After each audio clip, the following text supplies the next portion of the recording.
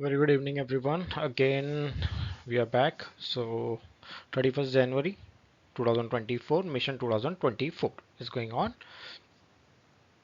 Sorry, तो already देखो हम काफ़ी डेली बेस पे हम काफ़ी कुछ पढ़ रहे हैं.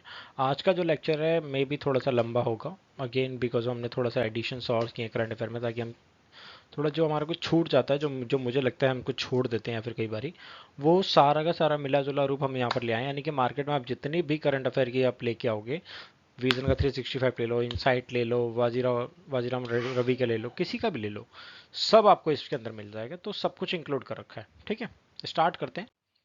पहला जो मेरे पास जो आर्टिकल है वो बेसिकली इराविकुलम नेशनल पार्क से है. इराविकुलम नेशनल पार्क से रिलेटेड क्यों है, क्या है यहाँ पे, वो देख लेते हैं. अब हुआ क्या है, जो नीलगिरी तैर का नेचुरल हैबिटेट है, यहाँ पर बेसिकली उनका एक काल्विंग सीजन यानी कि एक चलेगा, तो उसकी वजह से कुछ टाइम के लिए बंद कर दिया जाएगा. और ये फ्लावर, ये जो आप देख रहे हो, इसको बेसिकली नील कुरुंजी कहा जाता है. नील कुरुंजी की क्या है, हर 12 साल में यहाँ उगता है एक बारी. तो इसलिए बेसिकली इराविकुलम नेशनल पार्क इस वजह से ही फेमस है. तो अगर यहाँ पर देखोगे तो कहाँ पर है, वेस्टर्न घाट के अंदर है.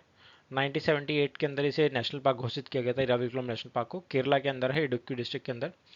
97 स्क्वायर मीटर के अंदर है. जो इसकी हाईएस्ट जो पीक है, वो इसकी जो जो साउथ की जो हाईएस्ट पीक है, अनाईमुड्डी, जो 2695 मीटर की है, वो बेसिकली इसके साउथ में है, इस नेशनल पार्क के.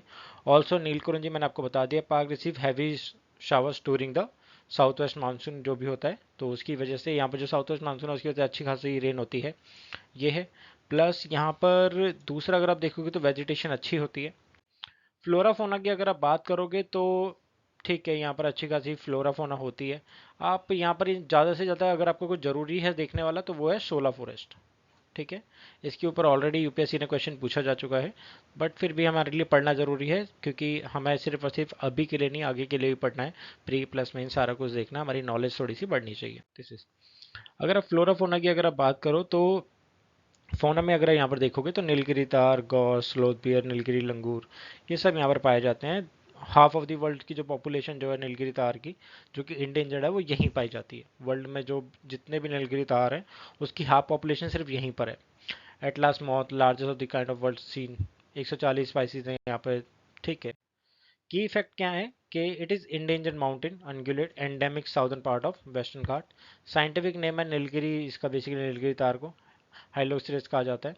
लोकली एनिमल कॉल्ड बेसिकली वरायाडू, इसे नॉर्मली वहाँ पर कहा जाता है नीलगिरी तार को.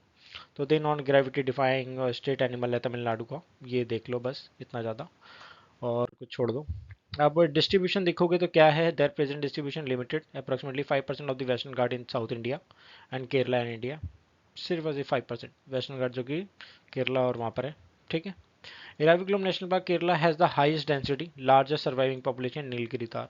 हाफ ऑफ दी मैंने आपको बताया. हैबिटेट क्या है वो जरूरी नहीं है, क्या है, ग्रास, सोलर ग्रासलैंड, ये सारी चीज़ें अगर आपके लिए जरूरी है तो ये वाला पॉइंट सबसे ज़्यादा जरूरी है. That present distribution is limited to approximately 5% of the Western Ghat in southern India.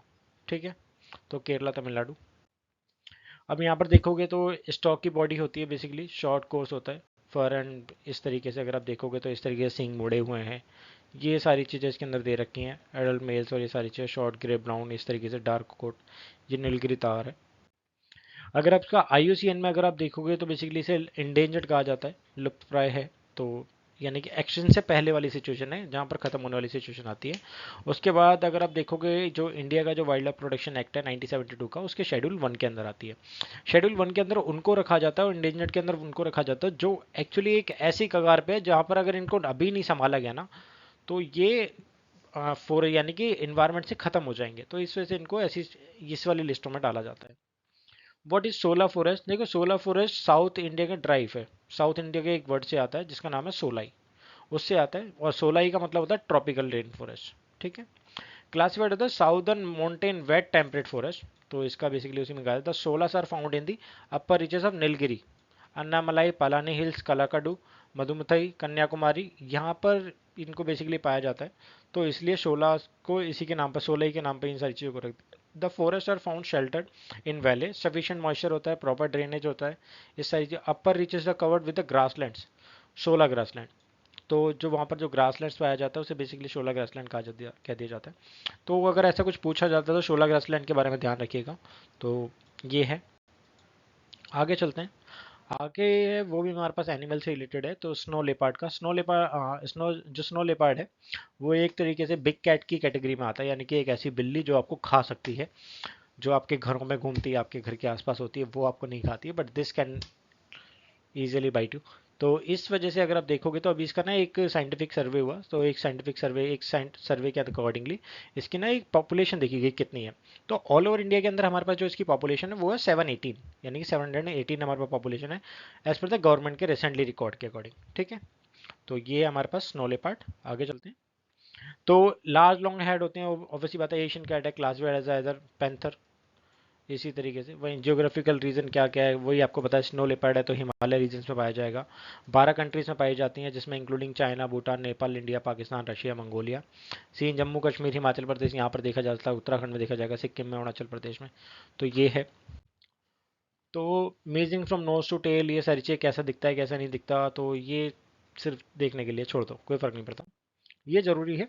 जो स्नो लेपर्ड है वो बेसिकली वल्नरेबल में आता है, अपेंडिक्स फर्स्ट में आता है, और वाइल्ड लाइफ प्रोटेक्शन जो 72 है उसके भी शेड्यूल 1 में आता है। ठीक है, ध्यान रखिएगा, इस पे आप नज़र मारो, ये जरूरी है। What is tree line? Tree line का देखो एक सिंपल सा मैं आपको मतलब बता देता हूँ। ट्री लाइन क्या होता है, आपका आपका घर है, आपके घर में एक होती है सीलिंग, एक होता है फ्लोर। फ्लोर यानी कि जहाँ पर आपके पैर रखे हुए हैं, सीलिंग जहाँ पर आपका पंखा टंगा हुआ है। ठीक है, ये सीलिंग है, ये आपका फ्लोर है। यानी कि आप इससे ऊपर तो पंखा नहीं टांग सकते, यानी कि आप अपने, यानी कि जो आपका लेंटर टंगा हुआ है, लेंटर के अंदर छेद करके तो पंखा नहीं डालोगे, तो इसे सीलिंग कहते हैं। उसी तरीके ट्री लाइन क्या होता है, एक ऐसी लाइन जिससे ज़्यादा पेड़ नहीं उग सकते। ठीक है, जिससे ज़्यादा उनकी वो अपनी हाइट को लेके ही नहीं जा सकते, that's basically the tree line. जो एक ऐसी हाइट जिससे ऊपर नहीं जा सकते। once you pass the tree line it's too dry, cold and windy to support the growth of anything larger than small। तो उसी तरीके से अगर आप सीलिंग के बाहर अगर आप पंखा टांगोगे उसमें छेद करके, तो that would be quite hard कि वो उस पर टंगा रहा है, किसी ना किसी ने गिरेगा आपके सिर पे। तो यही रीजन है, अगर आप उस ट्री लाइन से बाहर जाके वो अगर वो ग्रो करने की कोशिश करेगा तो इतना ड्राई रहेगा, इतना कोल्ड रहेगा वो, कि वहां पर उसकी ग्रो हो ही नहीं पाएगी। ठीक है, that's basically called the tree line. समझ गए? चलो, व्हाट इज H1B वीजा? तो वीजा क्या है ये आपको पता है, कई बार न्यूज में चलता रहता है। एक ऐसा वीजा है जहाँ पर यू अभी एक ऐसा वीजा है जहाँ पर आपको एक वर्किंग करने के लिए आपको यूएस भेजा जाता है। तो इसे बेसिकली यूएस आपको अलाउ करता है, आ जाओ आ जाओ। ठीक है, 85,000 है, आ जाओ, इससे ज़्यादा लोग नहीं लेंगे, आओ काम करो। तो this is called the basically, वो अपने यहाँ पर काम करने के लिए आपको एक वीज़ा देते हैं 5 साल के लिए, 7 साल के लिए, ताकि आप यहाँ पर टिको और काम करो। ये बेसिकली एक स्पेसिफिक रिक्वायरमेंट होती है, जब कंपनीज को इसे दिया, कंपनी इसे प्रोवाइड करती हैं। और गवर्नमेंट, यूएस गवर्नमेंट ये कहती है, अगर आपको लगता है कि आपके पास एक ऐसा टेक्निकल आपको बंदा चाहिए जिसके लिए बहुत ज़्यादा स्पेशल नॉलेज और सारी चीज़ें चाहिए, तो आप इस केस में H1 वीज़ा आप अपने एम्प्लॉयज़ को बाहर दूसरी कंट्री से बुला सकते हैं। ठीक है, US State Department recently launches a program to renew the much sought after H1B visa, foreign work visas। Basically foreign work visa है, ये मैं आपको बता ही चुका हूँ। आगे देख लेते हैं। नॉन इमिग्रेंट्स को मिलता है, अलाउ करता है एम्प्लॉयज़ को कि आप आओ यहाँ पर काम करो, इस तरीके से ऑक्यूपेशनल है, ये सारी चीज़ें टिपिकली है। तो वही सब कुछ है। क्या है visa? You will need to valid job offer from the US, आपको चाहिए होगा, आपको रिक्वायर रहेगा चीज़ों के लिए, प्रूफ ऑफ बैचलर डिग्री और एक्सपीरियंस जो भी होगा। US employer must show that there is a lack of qualified US applicant, तो उनको शो करना पड़ेगा भैया हमारे पास नहीं है ऐसा बंदा, लेना पड़ेगा इसे, इंडिया में रहता है। और ठीक है, इनकी ना एक कैपिंग भी होती है कि एक साल के अंदर सिर्फ और सिर्फ 85,000 दे सकते हैं। 65,000 रेगुलर होता है, बाकी 20,000 या एडिशनल रिजर्व करके रखते हैं कि हाँ कुछ एडवांस डिग्रीज हैं उस सारी चीज़ों के लिए। Some exception to the H1B visa cap include people entering US work to higher education, इन सारी चीज़ों के लिए भी। Applicant are selected adjudication of lottery system, एक ऐसी पर्ची निकाली जाएगी, हाँ आपको ले लिया, आ जाओ। तो इस तरीके, वरना यार लाख हो जाते हैं, आपको पता है यूएस इज ऑल अबाउट। तो वहीं अगर आप यहाँ पर देखने की कोशिश करोगे तो यहाँ पर आपको कुछ चीज़ें नज़र आ जाएगी। ठीक है, तो वही वैलिड 3 ईयर्स के लिए होता है, ये सारे 5 ईयर्स के लिए होता है, ये सारी चीज़ें, इनके अलग अलग रूप हैं इनके। वहीं इसी तरीके से L1 वीज़ा होता है। L1 में दो तरीके होते हैं, L1A और L1B। जो L1A होता है वो 7 साल के लिए होता है, L1B होता है वो 5 साल के लिए होता है। तो इस तरीके से इनको कैटेगरी में बांट रखा है। तो इतना ज़्यादा डीपली जाएगा नहीं यूपीएससी, उसको कोई लेना देना नहीं है कौन सी कंट्री किस तरीके को वीज़े के नाम से जानती है। बस सिंपली आपसे सिर्फ ये पूछ लेगा H1IB visa is recently seen in the news, और किस लिए दिया जाता है, बस खत्म, इससे ज़्यादा कुछ नहीं।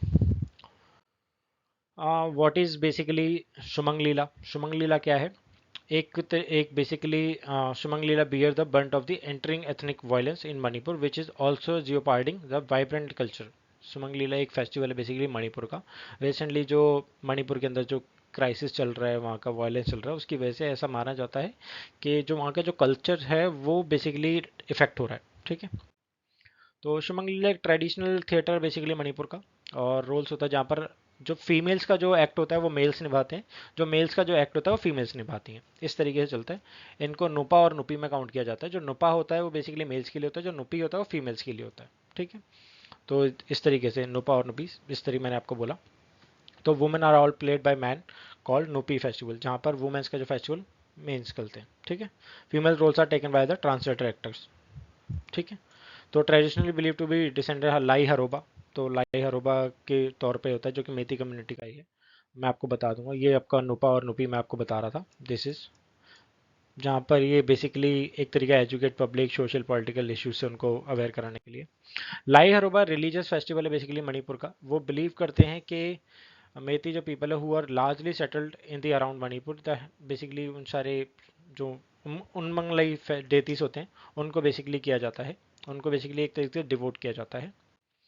तो उमंग लाइस क्या होता है? उमंग लाइस जो मेती पीपल्स होते हैं, जो मणिपुरी पीपल्स होते हैं, बेसिकली वो बिलीव करते हैं कि जो उनके एक मिथ के तौर पे या फिर वैसे एक किस मिस्टीरियस को मिस्टीरियस देती हैं, जिनको वो मानते हैं कि वो जो ग्रोव्स, जो सेक्रेड ग्रोव्स होते हैं, यानी कि पवित्र पेड़ पौधे, जिनको एक तरीके से कि उनके अंदर वो निवास करते हैं और उसी की वो वर्शिप करते हैं। तो इसी को बेसिकली लाई उमंग लाई हरोबा फेस्टिवल हर साल किया जाता है। तो ये है Umang Lais. What is Alzheimer disease? अब हमारा करंट अफेयर क्या है? As per recent study, rare medical accident can lead to transmission of Alzheimer from one human to another. तो रिसेंटली स्टडी क्या कहती है कि अल्जाइमर की जो बीमारी है वो एक व्यक्ति से दूसरे व्यक्ति में ट्रांसफर हो सकती है। और ये क्या बीमारी है? यहाँ पर ना आपको कुछ चीज़ें दिखाई दे रही होंगी, मैं आपको इमेज में पहले आपको दिखाता हूँ। ये एक लाइन दिख रही है, ये वाली, ये है हेल्दी ब्रेन। यहाँ तक है तो हेल्दी ब्रेन है। जब ये दूसरी सिचुएशन पे आता है, ये श्रंकन ब्रेन विद अल्जाइमर डिजीज। ठीक है। तो इन दोनों में आपको समझ में आ जाएगा, जब श्रंकन हो जाएगा या फिर अल्जाइमर डिजीज हो जाएगा, तो इस तरीके का काइंड ऑफ थिंग्स आपके दिमाग में होता है ना। तुम्हारे कई बार आपके घर वाले के दिमाग में कीड़े पड़ गए हैं क्या? तो वही वाली चीज़ है।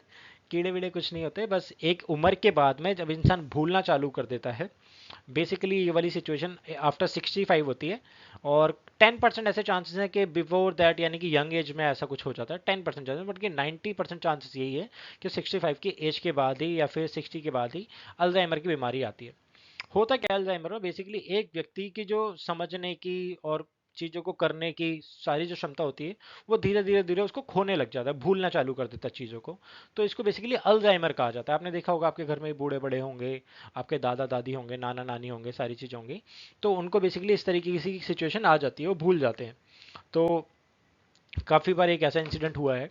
तो मैं आपको एक छोटा सा, अगर मैं एक ऐसा इंसिडेंट बताता हूँ, तो हमारे नाना जी की रिसेंटली अभी तबीयत बहुत ज़्यादा ख़राब है। तो आई जस्ट वेंट देम कि उनसे मिलने के लिए मैं कुछ टाइम पहले के लिए गया था, एंड जस्ट फाउंड कि मैं उनके कमरे में गया। तो एक टाइम पे ऐसा होता है ना, उनके जो बूढ़े बड़े होते हैं वो बहुत ज़्यादा एक ऐसा बचकाना बिहेवियर करने लग जाते हैं, उनको याद नहीं होता या फिर कुछ बोलते हैं। तो सिचुएशन ही वो कुछ ना कुछ भूल जाते हैं। तो ऐसी सिचुएशन हमने कई बार देखी है।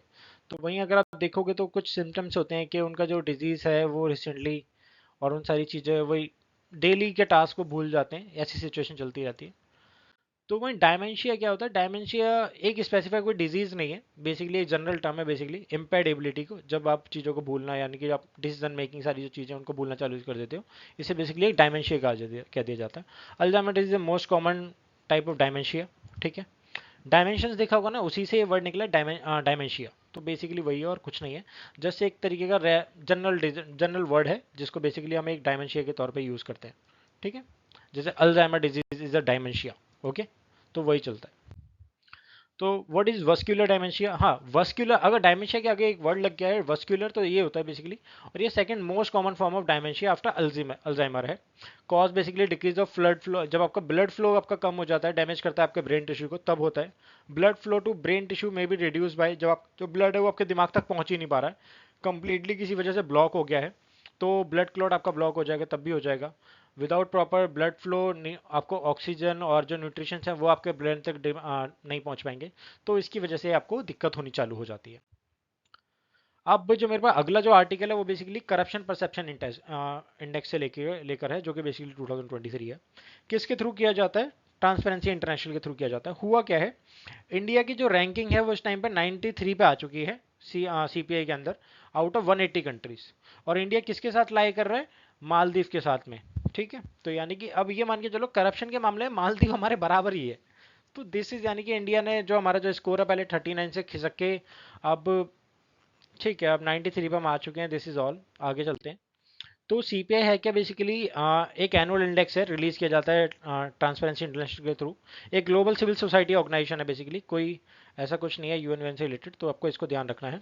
1995 से हो रहा है। Perception index has become leading global indicator. और सीपीआई रैंक 180 कंट्री को देता है बेसिकली रैंकिंग, जिसमें जीरो से लेकर के 100 को चुना जाता है, जिसमें जीरो होगा 100 होगा, इस तरीके से चलता है। Use data from 13 external sources से देता है, ऐसा कुछ नहीं है सिर्फ एक ही अपना एक सोर्स अपना लिया, ऐसा कुछ नहीं है। इसमें वर्ल्ड बैंक होता है, वर्ल्ड इकोनॉमिक फोरम होता है, प्राइवेट रिस्क कंसल्टिंग कंपनीज होती हैं। इसको रिफ्लेक्ट करता है कि कौन सी कंपनी या फिर एक्सपर्ट और बिजनेस पीपल, इन सबको देखा जाता है, not the public. Highlights of corruption perception index क्या है? सीपीआई 2023 जो शो करता है most countries have made little to no progress, यानी कि मोस्ट ऑफ जो कंट्री हैं उन्होंने कुछ ज़्यादा ऐसी कोई प्रोग्रेस की नहीं है अपने करप्शन सेक्टर को, अपने करप्शन को खत्म करने के लिए। सीपीआई ग्लोबल जो एवरेज है रिमेन्स बेसिकली अनचेंज है, 43 की 43 है 12th ईयर रॉ में। जो टॉप किया है वो डेनमार्क ने किया है। डेनमार्क अगेन 6 सालों से कंजिक्यूटिवली टॉप पर रहा है करप्शन के मामले में, बिल्कुल बढ़िया। सोमालिया हमारा ऑलमोस्ट, आपको पता है सोमालिया के बारे में कई बार आपने वीडियोस देखी होंगी, तो ऐसा चलता रहता है। सोमालिया मोस्टली करप्टेड कंट्री है, बहुत बड़ी। वहीं इसके अलावा कुछ हैं, अगर आप देखोगे तो वेनेजुएला है, सीरिया है, साउथ सूडान है।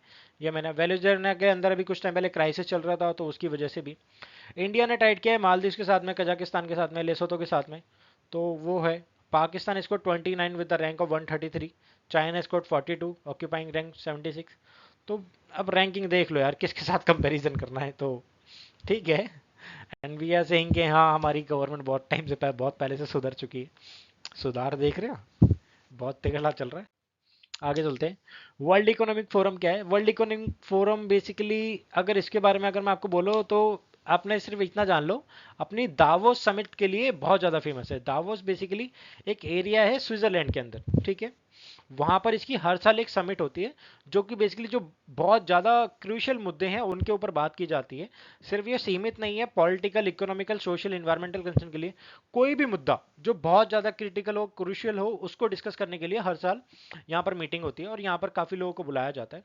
इंटरनेशनल ऑर्गेनाइजेशन है, हेडक्वार्टर जेनेवा स्विट्जरलैंड के अंदर है। ब्रिंग टुगेदर इंडिविजुअल और पॉलिटिकल बिजनेस लीडर्स, सबको बुलाया जाता है, ठीक है। These include but are not limited, मैं आपको बता चुका हूँ। World economic forum best known for the annual meeting, जहाँ दावोस समिट से कहता है। स्विस इसकी report resort, basically the event regulatory draw business political leaders, इन सबको लाया जाता है, फिर बाद में उसके ऊपर देखा जाता है क्या क्या किया जाएगा। So this is all.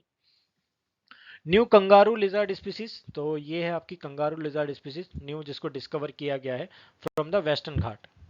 Western Ghat इतना मान के चलो, अभी उसको इतना डिस्कवर नहीं किया गया, वरना उसके अंदर इतना कुछ निकलेगा ना, that we can not even expect. आपको हर साल कुछ ना कुछ वहां से डिस्कवरी मिलेगी मिलेगी। आपको कभी ईस्टर्न घाट से इतनी नहीं मिलेगी, आपको कभी नॉर्थ में कहीं किसी जंगल से, हिमालय से इतनी नहीं मिलेगी जितनी आपको वेस्टर्न घाट से मिलेगी, ध्यान रखिएगा। अब वहीं देखोगे तो रिसर्चर नेम न्यू सैकली reptiles after the revolution distincts globally endangered exist, जिसे इड्स कहा जाता है program. Zoological society of London, तो इसको बेसिकली अगस्थन्या कहा गया है। बेसिकली आपको पता ही है साउथ की वजह से कंगारू लिजार्ड है, तो ये सारी चीज़ें हैं, वेस्टर्न घाट में मिला है। तो ठीक है, इसे जाने तो ज़्यादा पढ़ने की जरूरत नहीं है, तो ठीक है, छोड़ो। What is Western Ghat? Western Ghat मुझे basically it's also called Sahyadri कहा जाता है वेस्टर्न घाट को। साउथ रनिंग रेंज है mountain Western Ghat is from the crest to be western it's Deccan plateau parallel Malabar coast Arabian sea. ये आपको देखा ही होगा, आपने नहीं देखा है तो एक बार ही पढ़ लो, और एक जाके जियोग्राफी की जो वीडियोस हैं उसमें जाके एक बार देखो। तो साउथ रनिंग रेंज है basically mountain Western Ghat, it form the crest of western it's, basically इस तरीके से बनाते हुए चलता है एक पहाड़ी, ठीक है। ये इस तरीके, यहाँ पर आपका इस तरीके से, ठीक है। इधर ईस्टर्न हो जाता है, इधर वेस्टर्न हो जाता है। The Western Ghat is biodiversity hotspot, आपको पता है, मैं अभी आपको बता ही रहा था, इतना कुछ डिस्कवर होगा that can not be expected. Biologically rich है बट थ्रेटेंड रीजन है, यूनेस्को वर्ल्ड हेरिटेज साइट के अंदर आता है Western Ghat.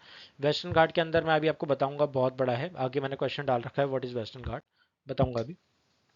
What is lab grown fish? Lab grown fish recently क्या हुआ है कि जो आईसीएमआर है, सॉरी सीएमएफआरआई है, basically central marine fisheries research जो है वो बेसिकली प्राइवेट एंटिटीज़ के साथ, प्राइवेट स्टार्टअप के साथ में जाने की कोशिश कर रही है, जहाँ पर वो लैब ग्रोन मीट के ऊपर काम करने की कोशिश करेंगे। अब लैब ग्रोन मीट क्या है कि इसमें, इस केस के अंदर आपको किसी जानवर को, मरीन जो एनिमल्स हैं उनको मारने की जरूरत नहीं है। सी फूड के लिए आपको सी में जाके किसी किसी मछली या किसी को मारने की जरूरत नहीं है। आपको कुछ नहीं करना है, बस उनका एक सैंपल लेना है उनमें से कुछ भी एक तरीके का, और उसको लेबोरेटरी के अंदर उगाना है। That's basically called the lab grown, यानी कि लैब के अंदर उगाया गया है।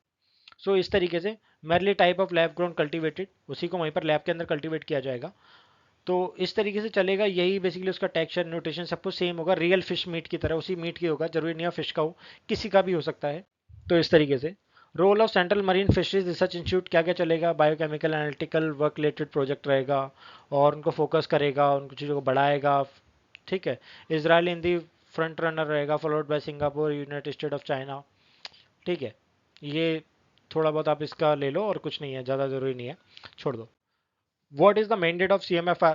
बेसिकली करता है क्या, देखो, कंडक्ट करता है, रिसर्च करता है, exploit under the unexploited marine fisheries, उनको देखता है, ओशनोग्राफी देखता है, एडवाइस देता है basically on rational exploitation of forest evidence, इन सबको देखते हुए, और टीचिंग कंडक्ट करता है, ट्रेनिंग देता है कि क्या क्या करना चाहिए, क्या क्या नहीं करना चाहिए, ह्यूमन रिसोर्स इन फिशरीज, ये सारी चीज़ों को देखते हुए। बस that's it, this is CMFRI। Bharat 5G portal. Recently secretary department of telecom, DOT, ministry of communication ने भारत 5G पोर्टल लॉन्च किया है। इंटीग्रेट पोर्टल है, साइडलाइंस ऑफ भारत टेलीकॉम 2024। हुआ क्या है, बेसिकली कॉम्प्रिहेंसिव प्लेटफॉर्म है, serving interest of startups, industry, academician. 6G IPR इन सब पे आगे जाके काम करेगा, फिनटेक पे काम करेगा, फ्यूचर टेक्नोलॉजी, इन सारी चीज़ों को देखते हुए। तो वही सारी चीज़ें, 5G आएगा, आपको पता है, चीज़ें बढ़ेगी, काइंड ऑफ थिंग्स। और prime minister of India in mobile Congress जो अभी हुई थी recently, awarded 100 5G users cases labs. तो वही सारी चीज़ें चलते हुए क्यों होती हैं, ये 4G 5G क्यों आता है, चीज़ों को बढ़ाने के लिए, सारी चीज़ों को करने के लिए, फोस्टर एक्सपर्टाइज एक्टिविटी, टेक्नोलॉजी बढ़ेगी, एजुकेशन बढ़ेगी, रिसर्च बढ़ेगी। This is the Maratha military landscape of India will be India nomination for recognition as the UNESCO world heritage. अच्छी बात है, 2024-25 के अंदर मराठा मिलिट्री का जो लैंडस्केप है वो बेसिकली यूनेस्को के उसको रिकॉग्नाइज किया जाएगा 2024-25 के अंदर यूनेस्को में। तो देख लेते हैं क्या है Maratha military landscape India, which develop between 17 to 18 19 century के अंदर बनाया गया था। Represent extraordinary fortification of military system. अब इन्होंने बनाया ही ऐसे था कि भैया पूछो मत, एक्स्ट्रा ऑर्डिनरी नेटवर्क था, फोर्ट्स थे, वेरिंग हेरारकी बना रखे थे, स्केल्स अच्छे खासे बना रखे थे, और इन्होंने इस तरीके से बना रखा था कि उनको जीता ही ना जा सके। तो इसमें काफ़ी है, देखो इसमें देखो, अगर आप देखोगे तो इस 12 कंपोनेंट, 12 ऐसे हैं जिनको लिया गया है। सलर फोर्ट है, शिवनेरी है, लोहगढ़ है, खंडेरी है, रायगढ़ है, रायजादा है, प्रतापगढ़ है, सुवर्णदुर्ग है। ठीक है। पन्हाला है, विजय दुर्ग है, सिंधुदुर्ग है in Maharashtra, Jinji fort in Tamil Nadu है, तो इसको भी। तो among the Salher, Shivneri, Lohagad, Raigad, Rajgad and Jinji fort are hills fort है। वहीं Pratapgad hill forest and Panhala is hill plateau है। विजयगढ़ कोस्ट बेसिकली क्या है, वेर खंडेरी फोर्ट, शिवंदर फोर्ट, ये आइलैंड फोर्ट है, ये वाले। ठीक है। ठीक है, ये वाले। वहीं इंसेप्शन देखोगे, Maratha military ideology dates back to the 17th century, और ये सारी चीज़ें करने करते, ये सारी शिवाजी महाराज पैदा। वही यूनेस्को वर्ल्ड हेरिटेज लिस्ट के अंदर इंडिया में। इंडिया के अंदर टोटल 42 हेरिटेज साइट्स हैं, जिसमें 34 आपकी कल्चरल है, 7 आपकी नेचुरल है, और एक मिक्स साइट है। ठीक है। वहीं अगर आप देखोगे महाराष्ट्र के अंदर 6 वर्ल्ड हेरिटेज साइट्स हैं, 5 कल्चरल है और एक नेचुरल है। जो कल्चरल कौन सी है, अजंता केव्स है, एलोरा है, एलिफेंटा है, छत्रपति शिवाजी टर्मिनल है। ठीक है। विक्टोरियन गॉथिक आर्ट डेको है। उसके बाद जो मिक्स है, सॉरी, जो नेचुरल है वो है वेस्टर्न घाट, जिसमें महाराष्ट्र, कर्नाटक, केरला और तमिलनाडु का आता है। नेचुरल हेरिटेज है वेस्टर्न घाट का। ठीक है। Where is the Jinji fort? Located है वेल्लापुरम, तमिलनाडु के अंदर। One of the most impregnable fort peninsula के अंदर है, जिसे अभय दुर्ग भी कहा जाता है। ठीक है। एक तरीके से माइट एंड इम्पेंट्रेबल नेचर है, have earned in the application of Troy of the East. English ने, अंग्रेजों ने इसको नाम दिया था Troy of the East. It's been under the position of the several political powers. कई लोगों के कईयों के अंदर रहा है। विजयनगर नायक था, बीजापुरी सुल्तान था, मुगल्स का था, मराठास में था, फ्रेंच के अंदर था, इंग्लिश के अंदर था। सब ने इस पे कहा, सब ने कहीं ना कहीं इसके अंदर शरण ली है।